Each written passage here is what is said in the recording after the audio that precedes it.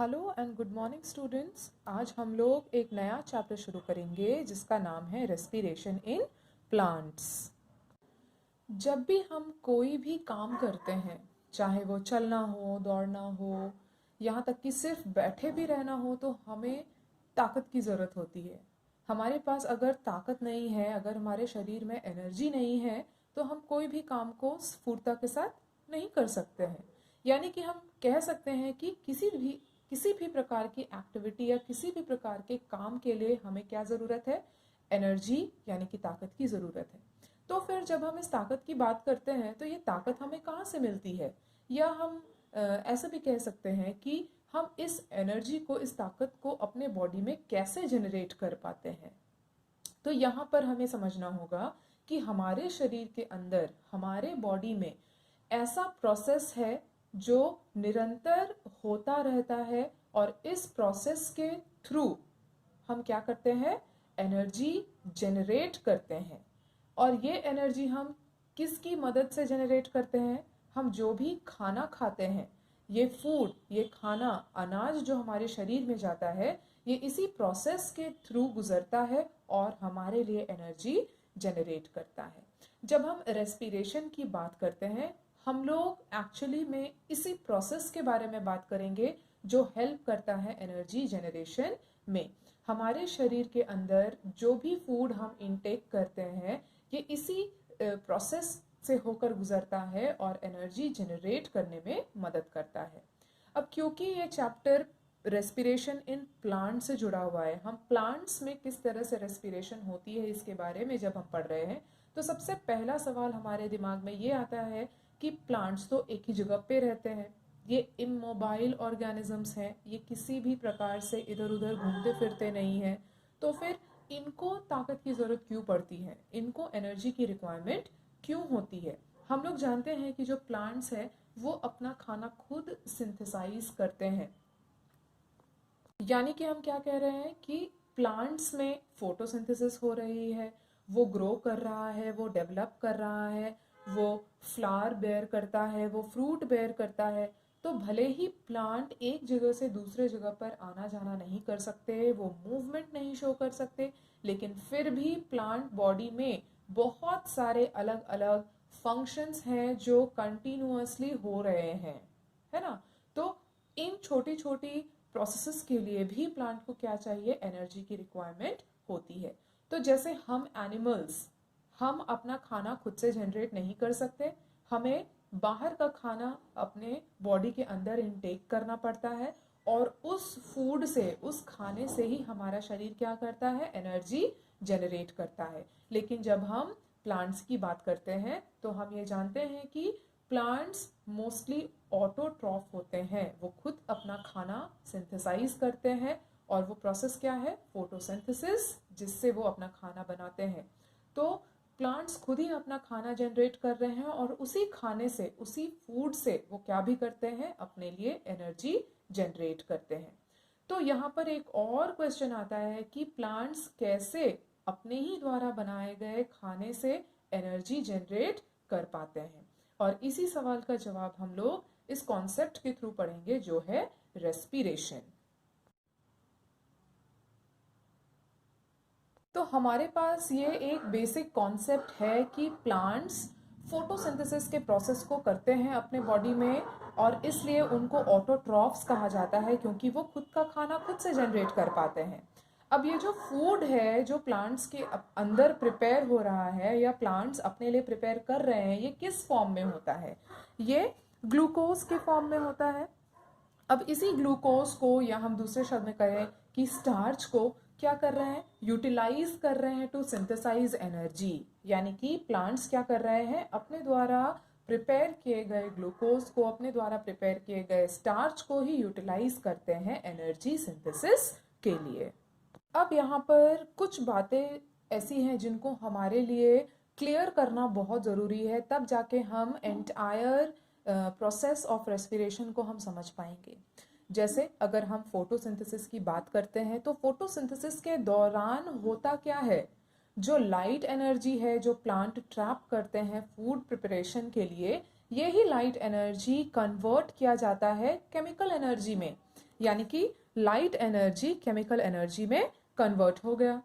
अब ये एनर्जी को कैसे यूटिलाइज करेंगे कि जो स्टोर्ड एनर्जी है, अगर हम ग्लूकोज के को केमिकल फॉर्म में अगर लिखना चाहेंगे तो क्या है, C6H12O6। अब कार्बन, हाइड्रोजन और ऑक्सीजन के बीच में बॉन्डिंग है और इस बॉन्ड्स में ही क्या छुपा है, एनर्जी छुपा हुआ है। तो कैसे ये एनर्जी को यूटिलाइज किया जाएगा जो कि इन बॉन्ड्स में छुपा हुआ है कार्बन, हाइड्रोजन और ऑक्सीजन के बीच में। This energy needs to be utilized for various activities. अब ये जो बॉन्ड्स में एनर्जी छुपी हुई है, इस एनर्जी को ही प्लांट अपने अलग अलग फंक्शंस को निभाने के लिए यूटिलाइज करता है। अलग अलग फंक्शन बोलने का मतलब है यहाँ पे प्लांट में कौन कौन से काम हो रहे हैं। ट्रांसपोर्टेशन, जब हम लोग मिनरल ट्रांसपोर्टेशंस पढ़ते हैं तो हम देखते हैं कि किस तरह से मिनरल्स, फूड, वाटर और भी नेसेसरी चीज़ें हैं जो प्लांट बॉडी में सर्कुलेट करती हैं। तो इस circulation of food, mineral, so on, इसके लिए भी क्या रिक्वायरमेंट है, एनर्जी रिक्वायरमेंट है। उसके बाद दूसरा हम बोल सकते हैं रिप्रोडक्शन। प्लांट में भी रिप्रोडक्शन का प्रोसेस होता है और रिप्रोडक्शन के प्रोसेस में भी हमें क्या चाहिए, एनर्जी चाहिए। फ्लावर का फॉर्मेशन हो रहा है, उसके लिए भी एनर्जी चाहिए। फ्रूट का फॉर्मेशन हो रहा है, उसके लिए भी एनर्जी चाहिए। एक नया ब्रांच फॉर्मेशन हो रहा है, नए लीव्स स्प्राउट कर रहे हैं, तो सारी चीज़ों के लिए क्या चाहिए, एनर्जी की रिक्वायरमेंट होती है। अब यहाँ पर एक और सवाल हमारे सामने आता है कि प्लांट ने जो फूड को सिंथेसाइज किया, हमने अभी जस्ट देखा कि वो किस फॉर्म में होता है, ग्लूकोज या स्टार्च के फॉर्म में होता है। तो फिर ये glucose as it is utilize क्यों नहीं किया जाता है प्लांट में फॉर एनर्जी जनरेशन। अब यहाँ पे हम क्या देखते हैं कि जो ग्लूकोज है, हमारे हाथ में क्या है, ग्लूकोज है। अब इस ग्लूकोज को क्या करना है, कन्वर्ट करना है इनटू एनर्जी, एनर्जी के फॉर्म में कन्वर्ट करना है। और हम लोग जानते हैं कि एनर्जी किस फॉर्म में है, एटीपी, एडिनोसिन ट्राइफॉस्फेट। और जब ये ही glucose energy in the form of ATP में कन्वर्ट हो रहा है, इसी कन्वर्जन को हम कहते हैं रेस्पिरेशन। बात समझ में आ गई। फिर से हमारे सामने एक सवाल आता है कि प्लांट्स में सेल्यूलर रेस्पिरेशन जो होता है वो क्या है, what is cellular respiration in plants.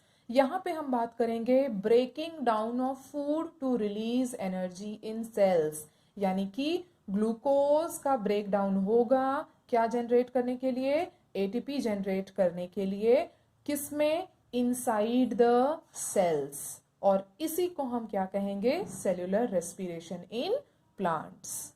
अब हम यहाँ पर क्या देखते हैं कि जो फूड मॉलिक्यूल्स है वो ऑक्सीडाइज होता है इनसाइड द सेल्स। सेल्स के अंदर जो फूड मॉलिक्यूल्स है वो ऑक्सीडाइज होंगे और एज अ प्रोडक्ट हमें क्या मिलेगा, carbon dioxide, water in the form of water vapour and energy in the form of ATP. तो यहाँ पर हम क्या देख रहे हैं कि जो स्टोर्ड एनर्जी है वो किस फॉर्म में है, in the form of ATP molecules. जो एनर्जी जनरेट हुआ, जो ऑक्सीडेशन के बाद जो एनर्जी जनरेट हुआ इन द फॉर्म ऑफ एटीपी, ये स्टोर हो जाता है एटीपी मॉलिक्यूल्स के रूप में। और जब भी प्लांट को एनर्जी की रिक्वायरमेंट होगी, प्लांट इसी एटीपी को यूज करेगा। और एक बार हम इसको सिंपल तरीके से समझ लेते हैं। एनवायरनमेंट से प्लांट ने क्या लिया, कार्बन डाइऑक्साइड, इसको हम लिखेंगे taken in from external environment. अब क्या हो रहा है, इसको यूज किया जाएगा फोटोसिंथेसिस के लिए। फोटोसिंथेसिस से हमें क्या मिलेगा, food in the form of glucose. अब ये ग्लूकोज क्या अंडरगो करेगा, ऑक्सीडेशन, है ना। ऑक्सीडेशन यानी कि इसको हम क्या प्रोसेस बोल रहे हैं, रेस्पिरेशन। कौन सा रेस्पिरेशन, सेल्यूलर रेस्पिरेशन, और इससे हमें क्या प्रोडक्ट मिलने वाला है? CO2। अभी यहाँ पर हम लोग क्या देख रहे हैं कि एनवायरनमेंट से कार्बन डाइऑक्साइड टेक इन किया गया, यही कार्बन डाइऑक्साइड सेल्यूलर रेस्पिरेशन के बाद क्या हो रहा है? Given out plus energy in the form of ATP, और इसी एनर्जी को प्लांट क्या कर रहा है? Plant utilises for various work. Various work में क्या आ जाएगा? फिर से हम देख लेंगे, photosynthesis, respiration, growth, etcetera etcetera. तो ये एक फ्लो चार्ट है, एक कनेक्टिविटी हम देख सकते हैं कि किस तरह से चीज़ें यूटिलाइज की जा रही हैं, बाई प्रोडक्ट बन रहे हैं, और किस तरह से एनर्जी जनरेट हो रहा है और वेरियस एक्टिविटी के लिए ये यूटिलाइज किया जा रहा है। अब हम लोग सेल्यूलर रेस्पिरेशन को थोड़ा डिटेल में समझने की कोशिश करेंगे सब हेडिंग के under, cellular respiration as a process. पहली चीज हम सेल्यूलर रेस्पिरेशन में क्या देखते हैं? रेस्पिरेटरी सबस्ट्रेट्स का ऑक्सीडाइज्ड होना। अब यहाँ पर ये जो रेस्पिरेटरी सबस्ट्रेट्स हैं ये क्या है?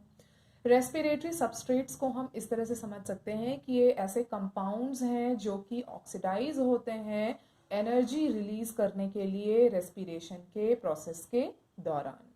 जैसे glucose in the form of carbohydrate, protein oxidize होगा, फैट ऑक्सीडाइज होगा, एटसेट्रा। जब मेरे पास अबंडेंट रिसोर्स है in the form of carbohydrate, तो कार्बोहाइड्रेट ऑक्सीडाइज हो रहा है एनर्जी रिलीज करने के लिए।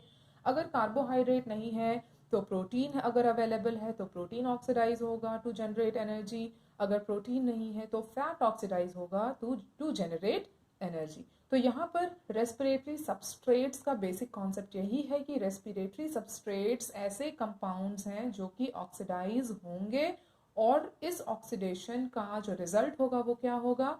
Release of energy. और ये एंटायर चीजें किसके अंडर आएंगी? रेस्पिरेशन प्रोसेस के अंडर आएंगी। तो फिर हमारे लिए ये जानना बहुत ज़रूरी है कि ऑक्सीडेशन के दौरान होता क्या है, या ऑक्सीडेशन कैसे होता है, व्हाट हैपन्स ड्यूरिंग ऑक्सीडेशन। हमारे लिए सबसे पहले ये जानना ज़रूरी है कि जब भी हम किसी भी एक सब्सटेंस के बारे में या सबस्ट्रेट के बारे में बात करते, चाहे वो कार्बोहाइड्रेट हो, चाहे वो प्रोटीन हो, चाहे वो फैट हो, तो सबसे पहले तो ये जान लेते हैं कि ये क्या होते हैं? कॉम्प्लेक्स स्ट्रक्चर्स होते हैं।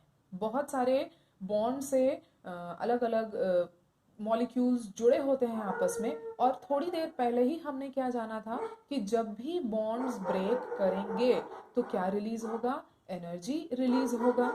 एक बात हमेशा याद रखेंगे, इसको नोट कर लेंगे कि जब भी हम बॉन्ड को ब्रेक करते हैं तो एनर्जी रिलीज होता है, लेकिन जब भी बॉन्ड का फॉर्मेशन होता है ये एनर्जी यूटिलाइज करता है। यहाँ पर हम क्या कर रहे हैं कि जो कॉम्प्लेक्स स्ट्रक्चर्स है, चाहे वो कार्बोहाइड्रेट हो, प्रोटीन हो, फैट्स हो, तो जब भी ये ब्रेक डाउन करते हैं तो ये रिलीज क्या कर रहे हैं? एनर्जी रिलीज कर रहे हैं, और यही एनर्जी को यूटिलाइज किया जाता है by plants in the form of ATP। या हम बोल सकते हैं कि इस एनर्जी को यूज किया जाता है ATP मॉलिक्यूल्स के सिंथेसिस में। ठीक है, तो यहाँ पर एक बात हमेशा याद रखेंगे कि हम क्या कर रहे हैं? Complex structures like carbohydrate, protein, fats को ब्रेक कर रहे हैं। बॉन्ड ब्रेक होगी, एनर्जी रिलीज होगा, ये एनर्जी यूटिलाइज किया जाएगा in synthesis of ATP molecules. यहाँ पे एक और बहुत इंपॉर्टेंट बात है जो हमें याद रखनी है कि जो सेल्यूलर रेस्पिरेशन है ये मल्टी स्टेप प्रोसेस है। सेल्यूलर रेस्पिरेशन क्या है? Multi step process. अब ये मल्टी स्टेप प्रोसेस क्यों है? मल्टी स्टेप प्रोसेस ये इसलिए होता है ताकि जो एनर्जी रिलीज हो रही है वो किसी भी हालत में वेस्ट आउट ना हो जाए। रिलीज्ड एनर्जी के वेस्टेज को रोकने के लिए ही सेल्यूलर रेस्पिरेशन एक मल्टी स्टेप प्रोसेस के रूप में काम करता है। तो फिर ये जो एनर्जी रिलीज हुई है, कहाँ और कैसे ये एनर्जी हेल्प करेगा एनिमल्स को और प्लांट्स को? जब हम एनिमल के केस में बात करते हैं तो ये जो एनर्जी है ये यूज्ड अप किया जाता है in all the various life activities. जितने भी लाइफ एक्टिविटीज परफॉर्म करता है एनिमल, एक ऑर्गेनिज्म, इसमें ये एनर्जी यूटिलाइज किया जाता है और different amount of energy utilize किया जाता है for different level of activity. जैसे जब हम सांस ले रहे हैं और सांस छोड़ रहे हैं, ये भी एक लाइफ एक्टिविटी है। ब्रीदिंग एक लाइफ एक्टिविटी है। डाइजेशन एक लाइफ एक्टिविटी है। मेटाबॉलिज्म एक लाइफ एक्टिविटी है। तो जितना ज़्यादा कॉम्प्लेक्स एक एक्टिविटी होगा उतना ही ज़्यादा एनर्जी का रिक्वायरमेंट होगा उस जगह पे। तो यहाँ पे क्या कहा जा रहा है कि लेवल ऑफ एक्टिविटी पर डिपेंड करता है कि कितना अमाउंट ऑफ एनर्जी खर्च होगा। उसी तरह से जब हम प्लांट्स में बात करते हैं तो ये भी अपने सेल्यूलर एक्टिविटीज़ के लिए अलग अलग तरह के cellular activities, basic life activities में भी अलग अलग अमाउंट ऑफ एनर्जी यूटिलाइज करेंगे।